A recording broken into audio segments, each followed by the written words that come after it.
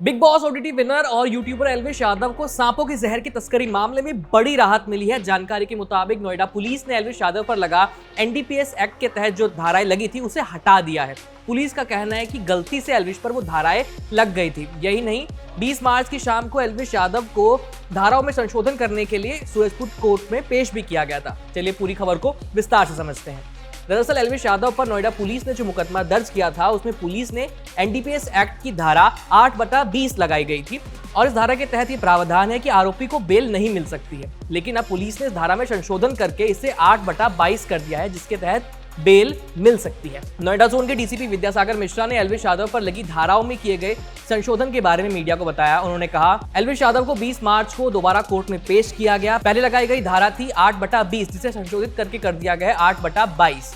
एल्विश और उसके साथियों को कोर्ट ने 14 दिन की न्यायिक हिरासत में भेज दिया है। बता दें कि एनडीपीएस एक्ट की धारा 8/22 तब लगती है जब किसी व्यक्ति के पास कोई ऐसी औषधि मिले जिसको राज्य में और राज्य से बाहर बेचने और खरीदने पर प्रतिबंध लगा हो। एल्विश वाले मामले में जो सांप का जहर मिला है वो भी एक तरह की औषधि ही है, क्योंकि इसका इस्तेमाल सांप के काटने पर लगाए जाने वाले एंटी वेनम को बनाने में किया जाता है और इसलिए इसको खरीदने और बेचने के लाइसेंस की जरूरत होती है। एनडीपीएस एक्ट की धाराओं में संशोधन के बाद हो सकता है कि एल्विश को बेल मिल जाए, लेकिन एल्विश के लिए अभी ये इतना आसान है नहीं। उनकी मुश्किलें कम होती नहीं दिख रही हैं, क्योंकि इस समय सूरजपुर कोर्ट में वकीलों की हड़ताल चल रही है। लेकिन इस खबर से एल्विश के माता पिता और फैंस दोनों को बड़ी राहत मिली है। अब आपको बताते हैं कि क्या है एनडीपीएस एक्ट। एनडीपीएस एक्ट की फुल फॉर्म है narcotics, drugs and psychotropic substance act 1985, जिसे आमतौर पर हम लोग एनडीपीएस एक्ट के रूप में जानते हैं।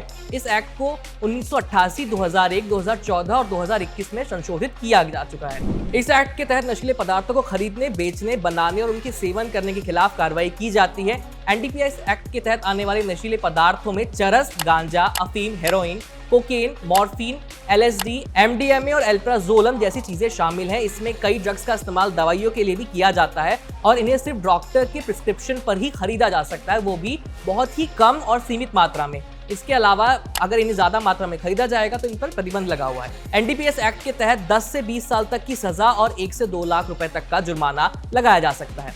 चलते चलते आपको बता देते हैं कि एल्विश पर मामला क्या है। पिछले साल एल्विश यादव का नाम नोएडा के एक होटल में रेव पार्टी में सांप का जहर सप्लाई करने वाले मामले में सामने आया था। जब पुलिस का छापा पड़ा तो उस वक्त ये रेव पार्टी नोएडा के सेक्टर 51 में स्थित एक बैंकेट हॉल में चल रही थी। रेड में पुलिस ने मौके से अलग अलग प्रजातियों के 9 सांप और 20 ml जहर की शीशी बरामद की थी। साथ ही पुलिस ने मौके से 5 लोगों को भी गिरफ्तार किया था।